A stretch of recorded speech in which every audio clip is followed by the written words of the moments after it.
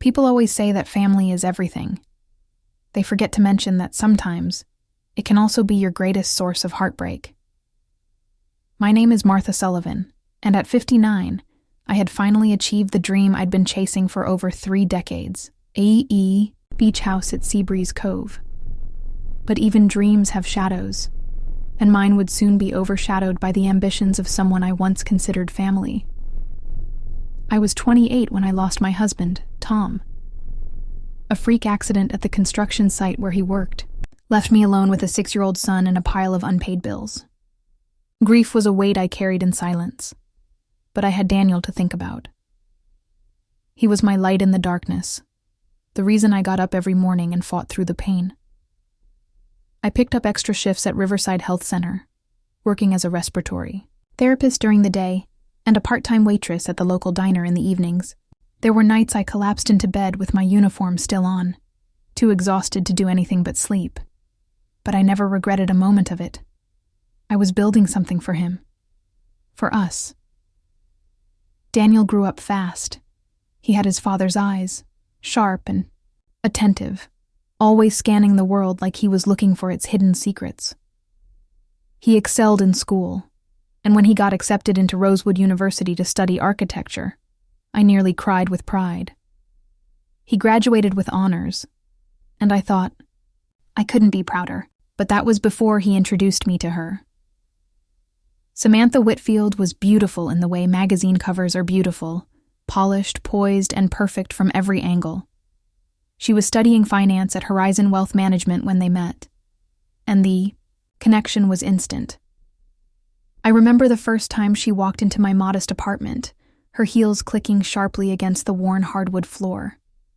She looked around with a smile that was just a little too tight, her manicured fingers adjusting, the pearl necklace around her neck. "This is lovely," she said, her eyes lingering on the fraying edges of the curtains. "So quaint." I forced a smile. "It's home. We've managed just fine here." Daniel, oblivious to the undertones, beamed with pride. "Samantha's got big plans, Mom. She's already mapping out our future. We're thinking about moving. Closer to the city after we get married. More opportunities, you know?" I nodded, even though the thought of him moving away made my chest tighten. He deserved the world. I'd always believed that. But something about the way Samantha spoke unsettled me. It was as if everything in her life was part of some grand plan, and I wondered where I fit into it. Their engagement was announced just 8 months later, with Samantha taking the reins of the planning almost immediately. She had a vision, an expansive one, as Daniel called it. The wedding was held at the Seabreeze Country Club, with towering floral arrangements, a live string quartet, and crystal chandeliers that glittered like frost. Samantha's family contributed sparingly, citing investment losses as the reason for their limited support. When Daniel approached me, his eyes brimming with embarrassment, I didn't hesitate. "Of course I'll help, sweetheart," I said, brushing his cheek with my hand. "It's your special day. We'll make it perfect." I drained a significant portion of my retirement savings to cover the difference, never once regretting it. What I didn't tell him was that I'd been saving for over 30 years, scraping together every spare dollar for something meaningful, a place to call our own, a legacy for our family. 2 months after the wedding, I finally achieved that dream. A small weathered 3-bedroom cottage right on Seabreeze Cove. The salt air was sharp and bracing, the waves crashing against the shore like a heartbeat. When I unlocked the door for the first time, I let the silence of the house wash over me, imagining laughter, family dinners, holidays spent by the fire. I pictured Daniel's children building sandcastles on the beach, their faces smeared with sunscreen and joy. "This is magnificent," my friend Elaine said when she came to visit. She stood on the deck, her hands gripping the sun-bleached wooden railing. "How on earth did you manage it?" I laughed, brushing sawdust from my hands. "Careful planning, no vacations, and maybe a touch of madness." The house needed work, significant work, but it was mine. I spent weekends stripping paint, fixing windows, and slowly transforming it into a sanctuary. It was hard, physical, labor, but with every brushstroke, every nail hammered in, I felt my soul tethered to that place a little bit more. At first, Daniel and Samantha seemed genuinely delighted. They visited often, Daniel helping with the heavy lifting while Samantha floated around with her tablet, browsing design ideas. This place could be in a magazine with just a few upgrades, she mused one evening, her eyes sparkling as she scrolled through photos of imported tiles and custom cabinetry. The potential is extraordinary. It's lovely as it is, I replied gently. But she only smiled, a patient smile, as if I simply didn't understand. Of course. But think about it. A new deck, maybe some French doors opening to the beach. It would be incredible. It was small things at first. A suggestion here, an idea there. Why don't we move the master bedroom upstairs when you renovate? She asked once, brushing her fingers along the window pane as if she could already see it. I chuckled, thinking she was dreaming too big, but her vision didn't waver. Looking back, I realized that was the first clue, the tiny crack that would eventually widen into a chasm. But I was still blind to it then. Samantha's ambition seemed like youthful enthusiasm. I didn't understand that sometimes ambition can be a mask for something far more insidious. Seabreeze Cove was everything I had dreamed of, a place where the ocean stretched out endlessly, its waves whispering promises of peace and solitude. The beach house wasn't grand by any means, but it had charm.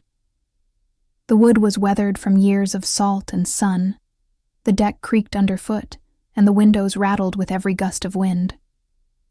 But it was mine, bought with decades of sacrifice, and I intended to keep it just the way it was. Charming, a little rough around the edges and full of character. At first, Daniel and Samantha visited almost every weekend. Daniel, with his strong hands and easy smile, would haul bags of mulch and sand, helping me replant the flower beds and patch up the deck. Samantha would follow him, her tablet in hand, clicking through design inspirations with the enthusiasm of an HGTV host. She would talk about open floor plans, coastal color palettes, and imported tiles that would, in her words, elevate the space. One afternoon, as we stood on the deck overlooking the ocean, she scrolled through images of pristine kitchens and sparkling bathrooms. "Imagine this," she said, turning the screen toward me. It displayed a sleek, modern kitchen with stainless steel appliances and granite countertops that gleamed like polished stone. We could knock out this wall, expand the space, maybe add a breakfast nook with panoramic views. I smiled politely, brushing flecks of paint from my hands. It's beautiful, but I'm not sure I want to change things that much. I like the charm of it as it is. She nodded, tucking her hair behind her ear. Of course. But just think of the potential. This house could be something truly spectacular. Her eyes shone with ambition, and I felt the first stirrings of discomfort. I ignored it, telling myself she was just being enthusiastic. As the weeks went by, little changes began to appear. A vase of fresh lilies on the dining room table, Samantha's favorite flower. A plush throw draped over the couch, navy and white to match the coastal aesthetic, she said with a grin. I didn't think much of it at first. They were small touches after all. But the subtle shifts continued. One weekend, I noticed framed photos of Daniel and Samantha on the mantelpiece, pictures I didn't remember putting there. In the master bedroom, Samantha had placed her skincare products neatly on the vanity, her silk robe hanging on the back of the door. I stood in the doorway for a moment, feeling like an intruder in my own space. When I mentioned it to her, she simply smiled and said, "Oh, I just wanted to be comfortable when we stay over. I knew you wouldn't mind." I did mind. But I didn't say so. I didn't want to make waves. Her language shifted too. She began referring to it as our beach house when talking to friends.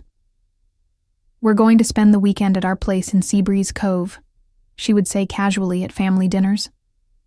It grated on me, that possessive little word, our. I tried to brush it off as just a manner of speaking, but it lingered like salt in a wound. One evening, as we sat on the deck watching the sun dip beneath the horizon, Samantha brought up the idea of renovations again. She had it all mapped out: an expansion of the living room, French doors leading to a wraparound deck, and a complete kitchen overhaul. She handed me a neatly stapled packet of plans she had drawn up, complete with estimates and glossy printouts of potential design inspirations. "This place could be incredible, Martha," she said, her voice smooth and confident. "We just need to bring it up to date, modernize it a little. And the value? It would skyrocket. Waterfront property like this? You'd be sitting on a gold mine." I scanned the papers, my eyes widening at the numbers at the bottom of each page. "Samantha, this is nearly $200,000 worth of work. I don't have that kind of money." "Oh, you wouldn't need to pay it all up front," she said quickly, her eyes sparkling with enthusiasm. "You could refinance, or take out a small loan against the property. With the increased value, you'd make it back in no time." I looked up from the papers, my hands slightly shaking. "I don't want a loan. I didn't buy this place to be in debt. I bought it to be free of it." Samantha's smile faltered, but only for a moment. "Of course. I just think you're sitting on a massive opportunity. We could be partners in this. Daniel and I could contribute.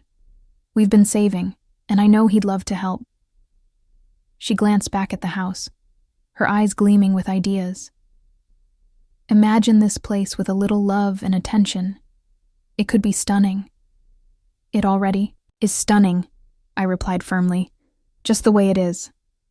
Her smile returned, but it was tight, controlled. "Of course, Martha, it's your home. I'm just thinking of its potential."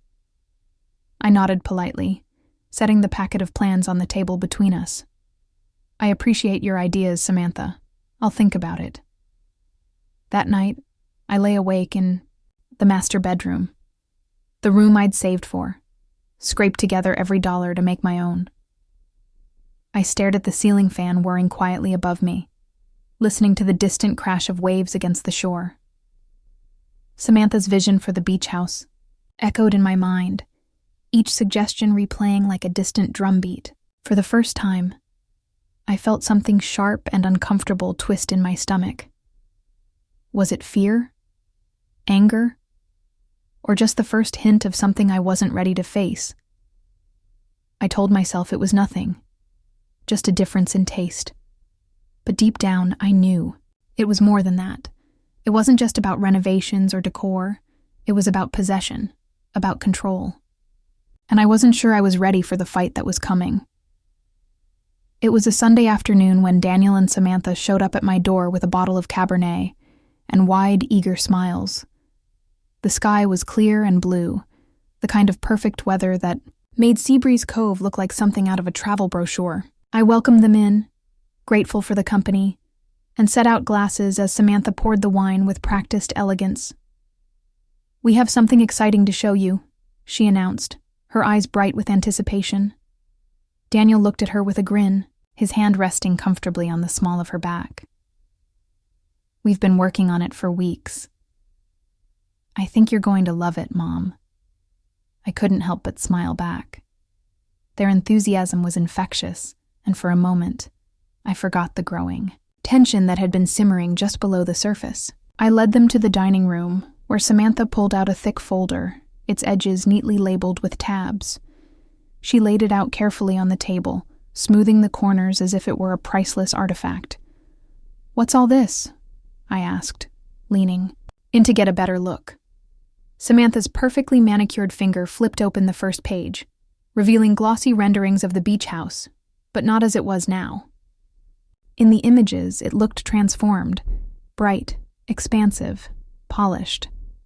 There were sprawling decks with glass railings, vaulted ceilings with skylights, and an outdoor kitchen that could rival any estate along the coast. "This is what we're thinking," she began, her voice dripping with confidence. A complete renovation, new roof, upgraded kitchen, expanded living space, and an additional deck that overlooks the water. Picture this place as a true coastal retreat, luxury living at its finest. I glanced at Daniel, who nodded eagerly. We want it to be everything you dreamed of, Mom, the place you always deserved. I couldn't help but chuckle nervously. It already is what I dreamed of, Daniel. I didn't buy it for luxury. I bought it for peace.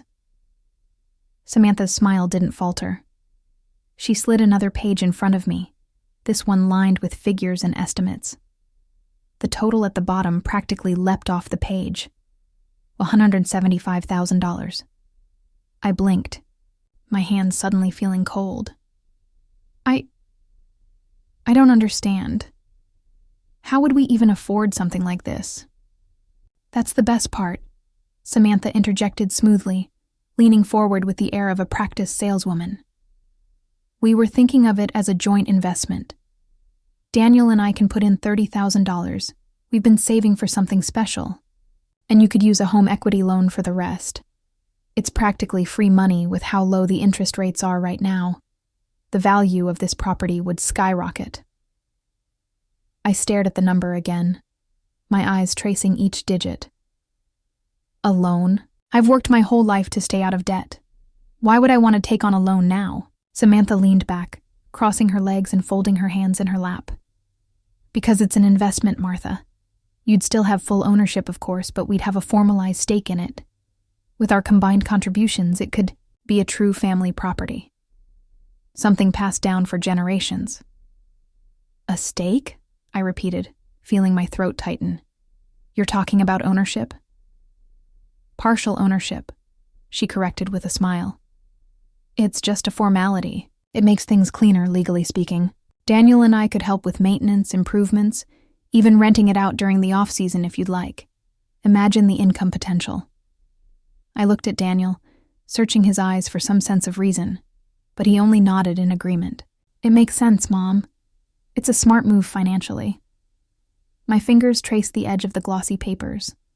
They felt sharp, almost jagged beneath my touch. I don't want to go into debt for this house. I bought it outright. I wanted it to be mine, free and clear. Samantha's smile tightened. And it will still be yours, but with our help, it could be so much more. The room fell silent. I could hear the waves crashing faintly in the distance, a rhythmic pulse that usually calmed me, but now only reminded me of how isolated this house really was. I took a long sip of the wine, letting its warmth spread through me, steadying my nerves. I need some time to think about it, I finally said, folding the papers neatly and sliding them back across the table. Samantha's eyes flickered with something I couldn't quite place. Disappointment, maybe. Frustration? But it vanished as quickly as it appeared. Of course, she said sweetly, reaching out to touch my hand. Take all the time you need. Elaine came over the next morning, her hair still wet from her morning swim at the community pool. I poured her a cup of coffee and told her everything, from the renovation proposal to the talk of joint ownership. She listened quietly, her face a mask of concentration. When I finished, she set her cup down gently. It's a power grab, she said bluntly. I blinked. What? Think about it, Martha, she continued, leaning forward with her hands clasped. You've paid for that house in full. You sacrificed for years to make it yours. Now they want you to go into debt, sign over part of it. And you think it's just about renovations? They're making a play for control. My mind spun. But Daniel wouldn't do that. He's my son. He wouldn't try to take... No, Elaine interrupted softly. But Samantha would, and she'd convince him it's for the best, that it's smart business. And you know what? He'd believe her. I stared into my coffee, watching the steam curl into the air. It didn't seem possible. But then again, hadn't I seen the subtle changes? The way Samantha spoke about the house like it was already hers? The personal belongings she left in the master bedroom? The constant talk of upgrades and potential? Do you think I'm being paranoid? I asked, my voice barely a whisper. Elaine's eyes softened. She reached across the table and squeezed my hand. You're not paranoid, Martha. You're just finally seeing things as they are. When Daniel and Samantha came back the following weekend, I was ready. I handed them the folder and explained that I wasn't comfortable with taking on debt, especially not at my age. I'm happy to fund some smaller upgrades, I said gently. Maybe the kitchen and we can repaint the deck, but nothing major. The silence stretched long and thin across the room. Samantha's smile never wavered, but her eyes turned cold. Of course, Martha. Whatever you feel comfortable with. But I knew. I saw it then. The shift. The line that had been drawn between us. It was thin, nearly invisible, but it was there now. I had said no, and for the first time, I realized that saying no might cost me more than I was prepared to lose. After I declined the renovation proposal, the air between us grew colder. Samantha's visits to the beach house became less frequent, her polite smiles tighter, and her conversations clipped. Daniel still called regularly, still visited on weekends, but the warmth had waned. It was subtle, like a picture frame slightly askew or a favorite mug gone missing. Little things that didn't seem significant until they began to add up. When they did come to Seabreeze Cove, Samantha's demeanor was markedly different. She no longer walked through the house with starry-eyed ambition, sharing grand ideas for our place. Instead, she moved with the air of someone who had already staked her claim. She left toiletries in the bathroom, expensive creams and perfumes that cluttered the small counter. A set of silver monogrammed towels appeared one weekend, folded, neatly over the racks. My floral prints in the living room were replaced with stark minimalist landscapes that I had not picked out. "Did you bring these?" I asked once, gesturing to the abstract paintings now hanging above the sofa. Samantha, sipping her sparkling water, barely glanced up. "Oh, I thought the room needed an update. Daniel and I thought you'd appreciate it." I didn't argue. I told myself it wasn't worth it. It was just a painting. But the feeling that my home was being slowly rearranged without my permission nagged at me. The final straw came one weekend when they arrived without notice. I had been planting bulbs in the front garden, knees deep in wet soil, when their car pulled up. Daniel bounded out with his usual smile, while Samantha lingered by the trunk, rummaging through bags. "Hey, Mom," Daniel called, waving a hand. "We thought we'd come and stay the weekend. Hope you don't mind." I brushed my hands off on my gardening apron, forcing a smile. "Of course not. I just wish I'd known. I would have freshened up the guest room for you." Samantha finally joined us, carrying 2 large duffel bags and a hanging garment cover. "Oh, we're not staying in the guest room this time," she announced breezily. "We've moved into the master. It's just more practical since we're bringing more of our things up here now." The words landed like a punch. I blinked, not quite sure I'd heard her correctly. "The master bedroom?" I echoed. She smiled, patting my arm. "You'll be much more comfortable in the guest room. The morning light is softer, and I know how sensitive your eyes can be. We thought it would be better for you." Her tone was dripping with rehearsed sympathy, as if this arrangement was somehow for my benefit. I stared at Daniel, waiting for him to interject, to tell her that the master bedroom was mine, that I'd worked my entire life for that beach house, that it wasn't hers to rearrange. But he only shrugged, giving me an apologetic smile. "It just makes sense, Mom. We'll be staying more often, and the extra space helps." My throat tightened. I felt the words bubbling up, sharp and ready to spill, but I swallowed them down. Peace was more important, I told myself. This wasn't the hill to die on. I suppose that's fine," I murmured, forcing a smile that felt like it might crack my face. Samantha beamed, stepping past me to the house with her bags. "Wonderful. I'll get things set up." When I walked inside, the changes were immediate.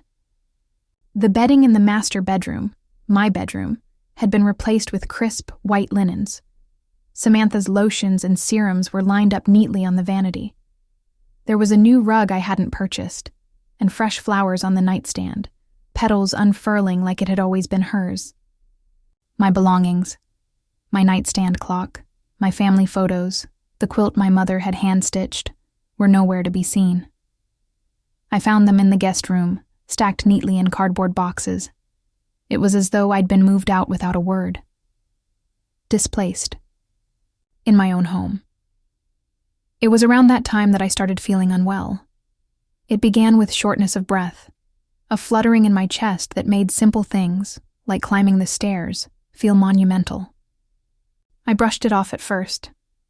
I had always been strong, capable. But the episodes became more frequent, the dizziness more alarming. One afternoon, as I stood in the kitchen boiling water for tea, the room tilted, the walls swaying as if I were aboard a ship. I caught the edge of the counter just before I collapsed. I called Elaine, my voice shaking as I recounted the episode. She was at my door within the hour, her car still idling in the driveway as she helped me into the passenger seat. "We are going to Riverside Health Center." "Now," she said firmly, leaving no room for argument. The diagnosis came swiftly: atrial fibrillation. My heart, it seemed, had grown weary from years of stress and toil, and now it was paying the price. Dr. Millard, a kind man with silver hair and gentle eyes, prescribed medication to regulate my heartbeat. He was firm in his warning.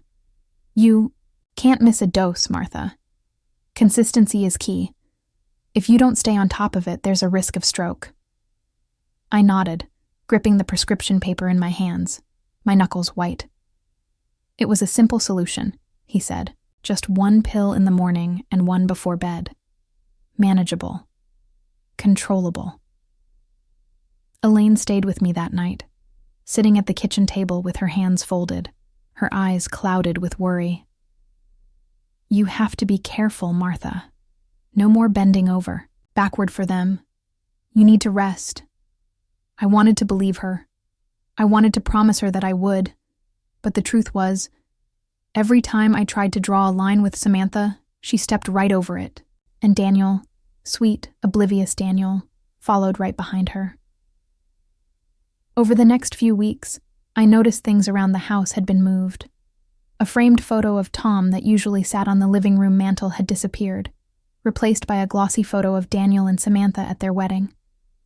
My mother's antique vase, one of the only heirlooms I had from her, was gone, swapped out for some sleek modern sculpture Samantha must have picked up from the city.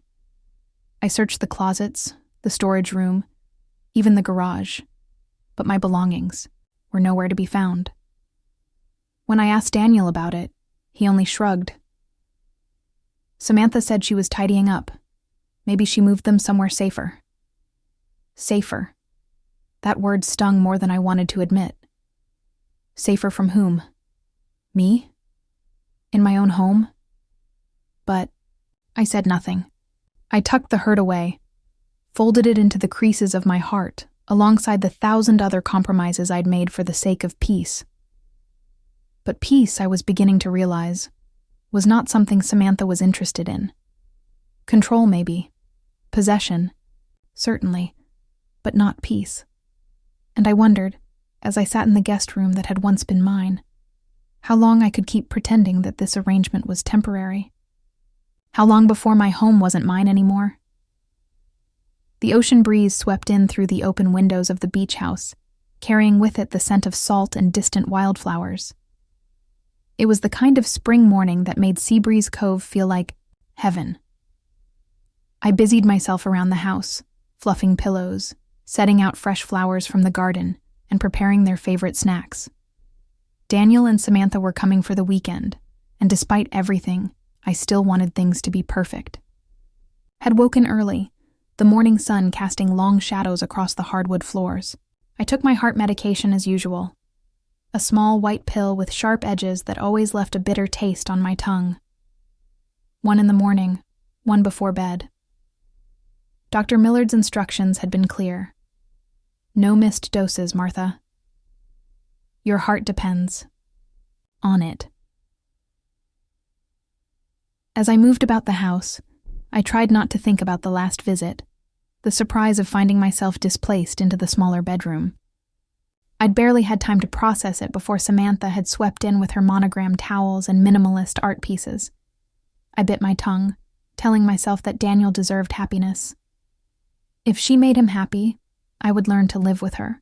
Somehow, their car pulled up just before noon. I watched from the kitchen window as Daniel stepped out first, his tall frame unfolding from the driver's seat. He waved at me, his smile as warm as it had been when he was a little boy running home from school. My heart swelled, and I waved back, pushing aside my lingering unease. Samantha followed, dressed in a cream-colored trench coat that flared around her ankles. Her heels clicked against the stone path as she walked up to the door. She was carrying 2 suitcases, far more than necessary for a weekend, I noted absently. I met them at the door with open arms. "You made it. I've got fresh coffee brewing and muffins cooling on the counter." Daniel embraced me, squeezing me tight. "You're the best, Mom." Samantha stepped in, her eyes scanning the living room as though taking inventory. "It looks tidy," she remarked, setting her bags by the stairs. I smiled stiffly. "It's my house," I wanted to say, but I didn't. The weekend was mostly pleasant. We shared meals, took long walks along the beach, and even played a round of Scrabble on the deck overlooking the water. Samantha dominated the game, insisting on keeping score and occasionally correcting my additions. Daniel chuckled at her competitiveness, never once noticing the way she watched me, calculating, almost clinical. That Sunday morning, I woke early as usual, sunlight streaming through the curtains of the guest room. I stretched, feeling the familiar ache in my joints before shuffling to the bathroom where I kept my pill organizer. But when I reached the counter, the small blue container wasn't there. My heart lurched, a cold wave of anxiety washing over me.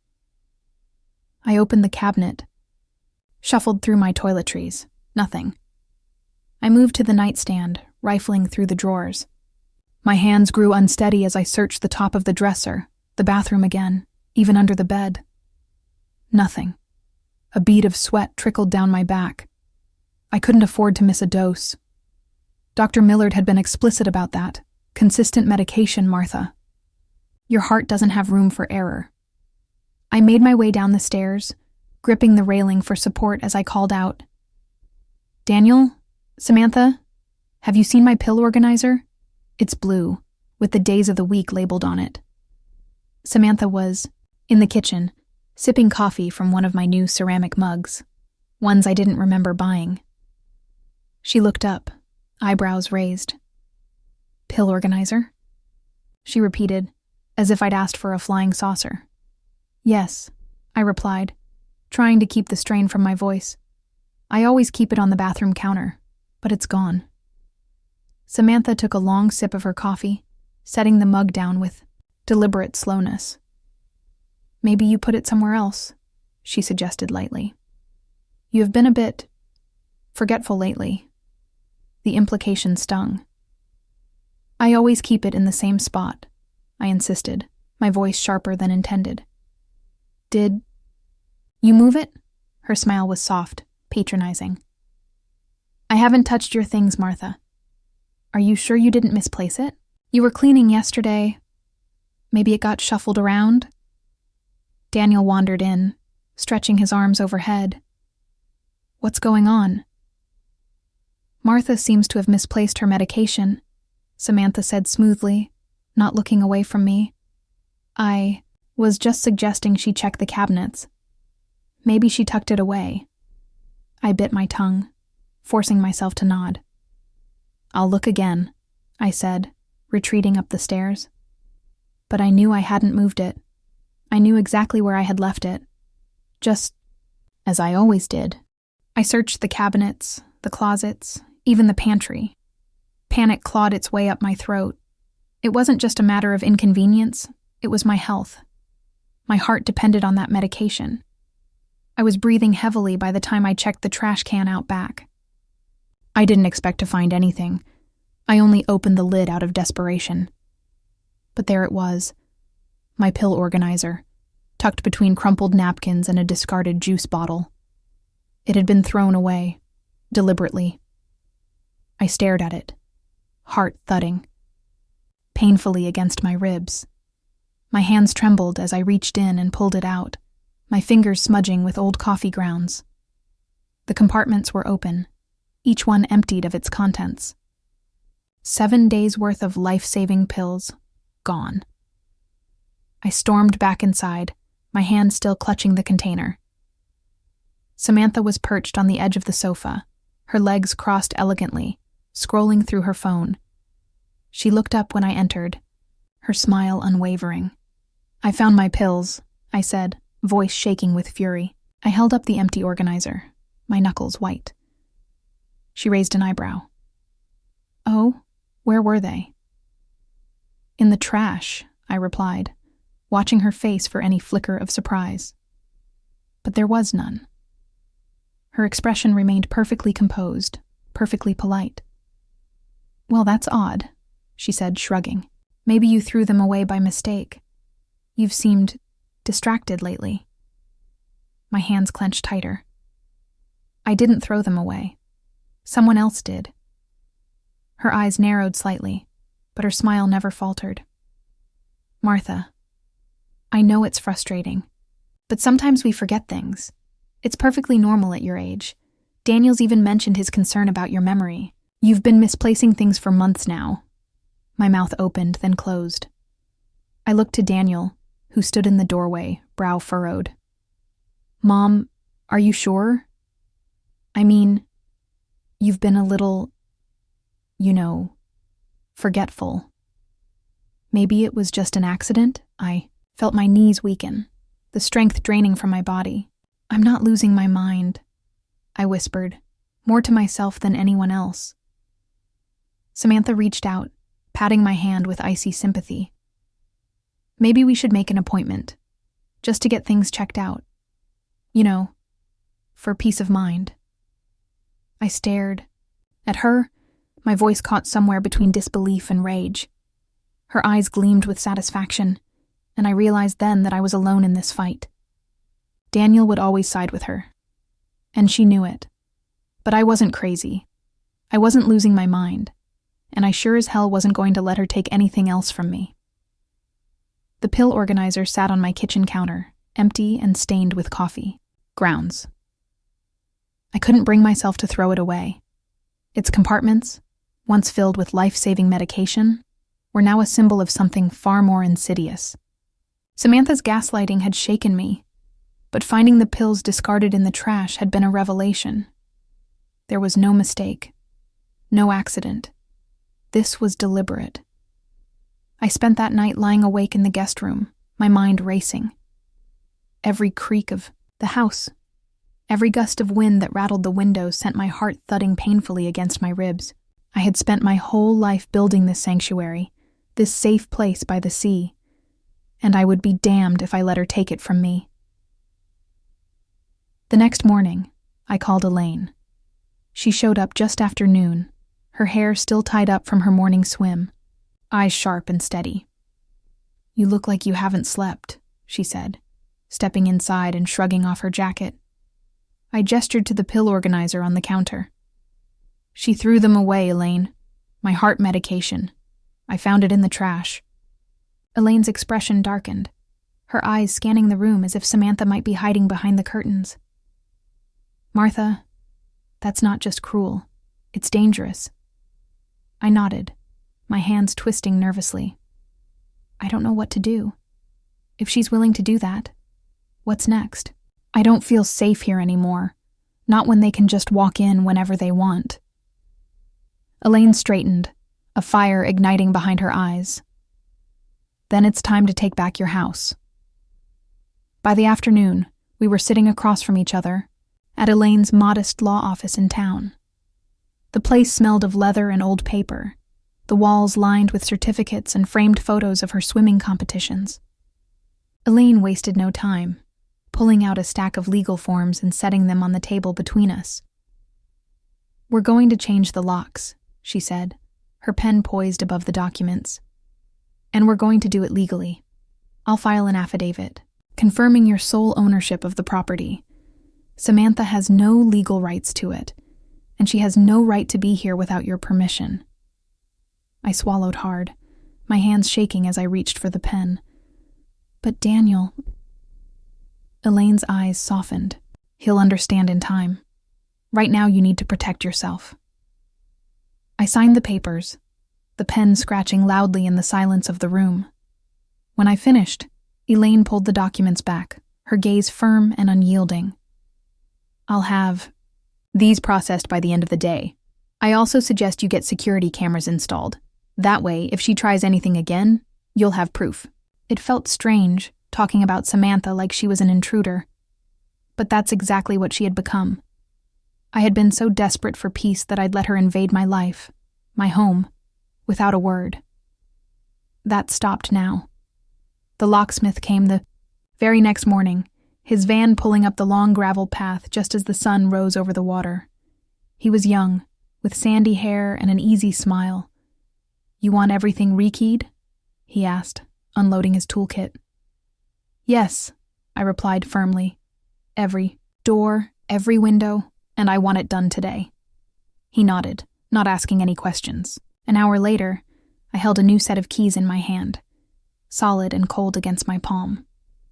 I turned them over, feeling the weight of them, the promise of security. For the first time in months, I breathed easily. By the end of the day, I had security. Cameras installed at the front door, the back patio, and facing the driveway. The technician showed me how to access the feed from my phone, how to save recordings, how to activate motion sensors. It felt empowering, like a step toward reclaiming what was mine. Daniel called that evening, his voice strained. "Mom, I just tried to stop by and the locks have been changed." My grip tightened on the phone. "Yes, I changed them, and Samantha is no longer allowed in the house. It's my property, Daniel. I'm the only one on the deed." There was a pause, long and weighted. "You didn't even talk to me about it." "I didn't need to," I replied, my voice stronger than I'd anticipated. "I'm protecting what's mine." Daniel sighed, frustration leaking through the receiver. "Mom, you're overreacting. I'm sure there's an explanation for the pills." "There isn't," I interrupted, my voice sharp. "She threw them away, Daniel. I found them in the trash. I'm not imagining it. I'm not losing my mind." He was silent for a moment. "You really believe she did it on purpose?" I swallowed, my throat tightening. "Yes, and I'm done ignoring it. I'm done letting her take over my house. If you want to visit, you can call. But she's not welcome here. You don't understand, Mom. She's stressed. Work has been tough." "That's not my problem," I said firmly. "My health and my home are mine to protect. I've already filed the paperwork. It's done." I could hear the disbelief in his silence. He mumbled a curt goodbye before hanging up, leaving me standing in my kitchen, the dial tone buzzing. Like an accusation, I clutched the phone to my chest, feeling the weight of it all. I had never shut him out before, never denied him anything. But Samantha was different. Samantha wasn't just visiting, she was colonizing. And I had finally found the courage to say no. The security footage from the following weekend was like a page ripped from a bad thriller. I watched from my phone as Samantha pulled up to the beach house in her sleek white SUV, stepping out in a crisp blazer and designer heels. She walked straight to the front door and tried her key. It didn't work. She tried again, jiggling the handle, then stepped back, her hands on her hips. For a moment, she just stood there staring at the door. Then she pulled out her phone, dialing furiously. I watched as she spoke into the receiver, pacing back and forth on the front porch. Her body language was sharp and tense, hands flailing in the air as she talked. She tried the handle again, then marched around the side of the house, testing the windows.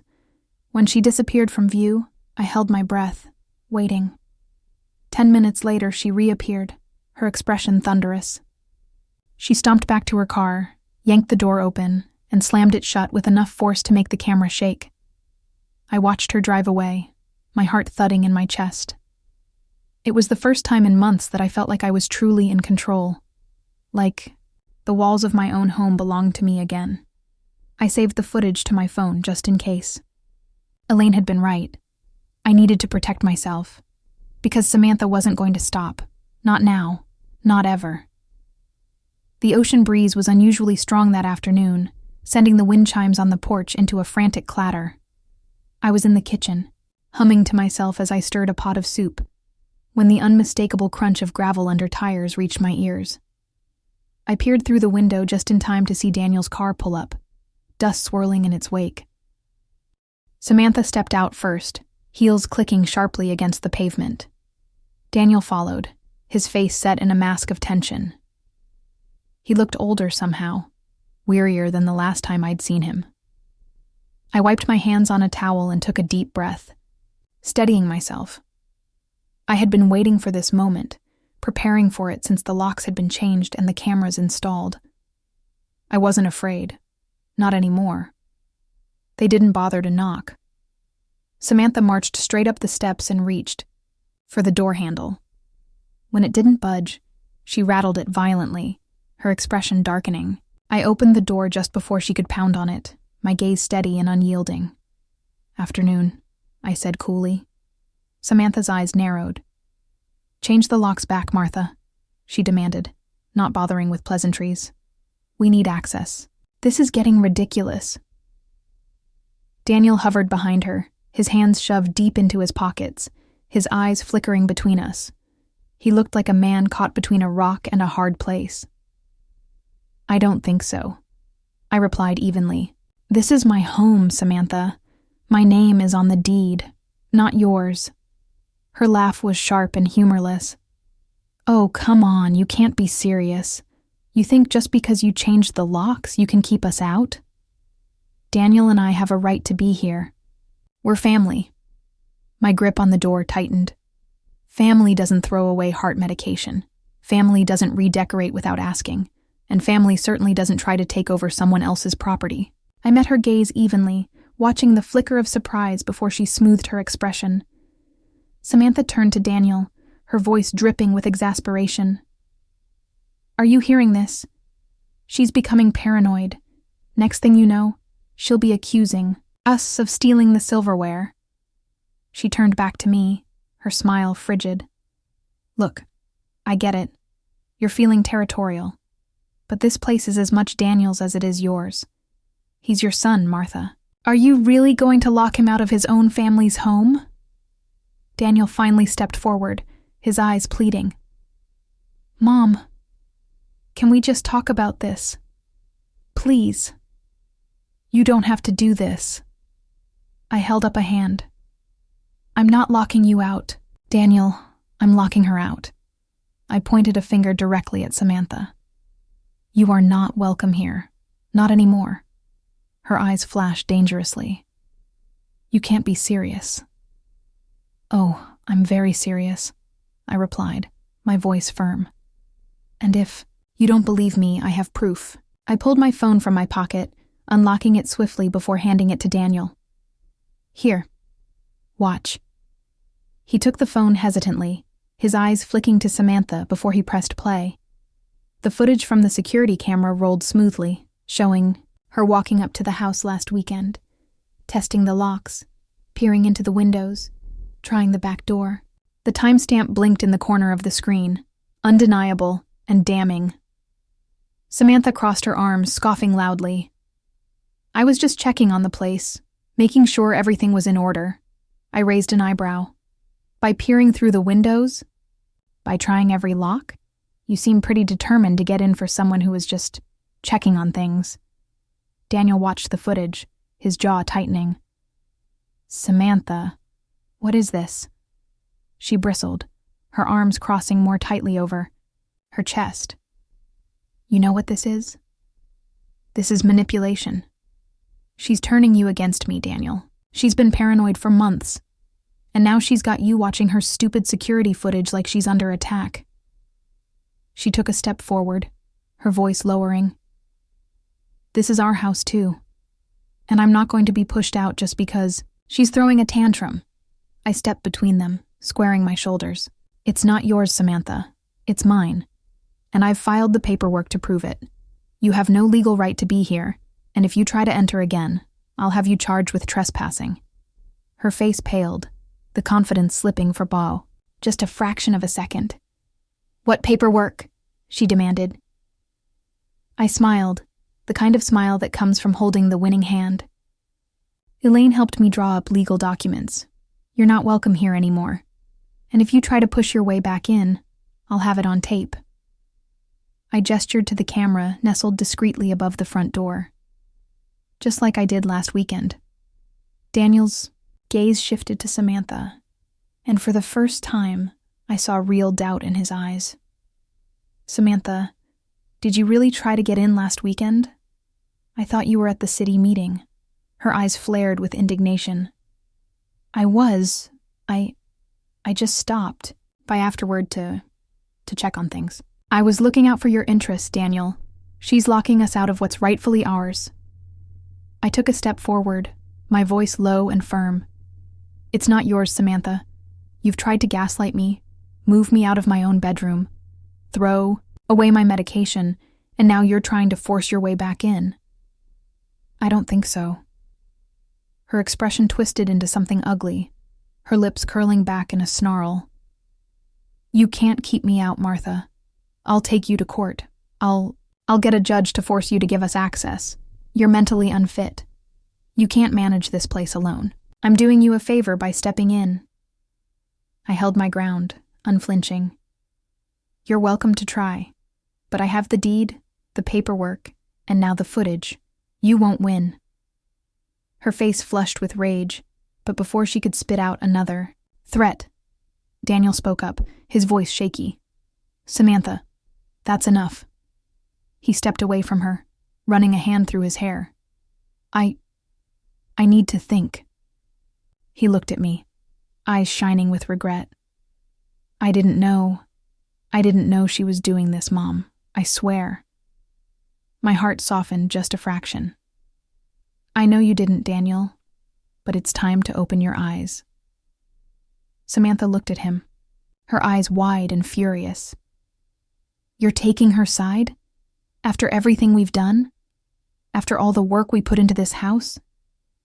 He didn't answer her. He just shook his head, the conflict writ clear on his face. I have to go. I need time to think. He walked back to the car, his steps heavy, leaving Samantha standing on the porch, her mouth slightly agape. You'll regret this, she hissed, eyes blazing with rage. You're just a bitter old woman clinging to something that should have been ours. I smiled gently, gripping the door. And you're just a bully who finally ran out of rope. Now get off my property. Samantha's eyes flared, but she turned on her heel, her shoes clicking angrily against the wood. She climbed into the car, slamming the door hard enough to make it shudder. I watched them drive away, the tension slowly bleeding from my shoulders. I was still standing when the dust settled, still standing when the wind died down and the chimes grew quiet. For the first time in months, Seabreeze Cove felt like mine again, and this time, I intended to keep it that way. A year had passed since I'd changed the locks and watched Samantha storm off my porch with fury blazing in her eyes. A year since, I reclaimed what was mine. Not just the beach house, but my peace, my autonomy, my dignity. Seabreeze Cove stretched before me, glittering under the late afternoon sun. The waves rolled gently onto the sand, whispering secrets I no longer had to guard. I leaned back in the wicker chair on my deck, a steaming cup of tea resting on the armrest. The air was crisp and clean, carrying the scent of salt and freedom. My house remained untouched, just as I'd intended. No sweeping renovations, no shiny countertops or sprawling decks. The wooden planks still creaked beneath my feet, the paint still weathered by years of ocean wind. I'd patched what needed patching, painted what needed painting, but I kept its spirit intact. It was my sanctuary, mine alone. Daniel visited often now, his shoulders less heavy than before. He had finally separated from Samantha just 6 months ago, the cracks in their relationship splintering after the confrontation at my doorstep. He had called me one night, voice shaking with regret and exhaustion. "You were right, Mom. About everything." He had confessed, the weight of it all cracking his voice. I couldn't see it. Or I didn't want to. I had listened quietly, my heart aching with a mix of sorrow and relief. "It's never too late to do the right thing," I'd told him. And since then, he'd been coming around almost every weekend. We would sit on the porch, drinking coffee and watching the waves roll in, sometimes in comfortable silence, other times in deep conversation about his future. His future, not theirs. He was healing. So was I. On this particular afternoon, I heard his car crunch up the gravel drive just as I finished sweeping the deck. Daniel stepped out, holding a paper bag that I immediately recognized as coming from Molly's bakery. He waved, and I waved, back, feeling that familiar warmth bloom in my chest. He climbed the steps, setting the bag on the table before pulling me into a hug. "Got your favorite," he said, patting the bag. "Cinnamon scones, still warm." I smiled, patting his arm. "You're spoiling me." He chuckled, taking a seat beside me. "Someone's got to." We sat in companionable silence for a while, the sea breeze tousling our hair. Daniel sipped his coffee, staring out at the waves. "I missed this place," he admitted, his voice soft. "The way it is now. It just feels right." My heart swelled with pride. That's because it is. Right. I always knew it would be, as long as it stayed true to itself. I sipped my tea, the warmth spreading through me. "Just like us, I suppose." He nodded, his eyes glimmering with understanding. "Yeah, just like us." I often thought back to the day I changed the locks, the day I decided that my boundaries mattered, that I mattered. It had taken a lifetime to learn, but the lesson was worth every sacrifice. I had nearly lost myself in the chaos of keeping the peace, in bending to accommodate someone who never intended to respect my space. But that was over. I had drawn my line in the sand, and I stood by it. The beach house remained mine, untouched by Samantha's polished hands or grand designs. Its bones were old and sturdy, much like mine, and I had no intention of replacing its imperfections. I loved its creaking floors, its rattling windows, its paint peeling gently at the edges. It was a reminder of where I had been, and what I had fought for. As Daniel left that evening, he hugged me a little tighter than usual. "I'm proud of you, Mom," he whispered, his voice thick with emotion, "for standing up for yourself." I patted his back, blinking back the sting of tears. "I'm proud of me, too." He pulled away, his eyes shining with a softness I hadn't seen since he was a boy. "You deserve this place. You deserve all of it." I watched him drive away, the taillights fading down the winding path. The wind picked up, carrying the scent of the ocean back to me, wrapping me in its familiar comfort. I leaned against the porch railing, taking in the view I had fought so hard to protect. This house was more than just wood and stone. It was a testament to my strength, my perseverance, and my refusal to be displaced. The waves crashed against the shore, steady and sure, and I closed my eyes, letting the sound fill me with peace. Seabreeze Cove was mine, unbroken, untaken, and untouched, just as it should be.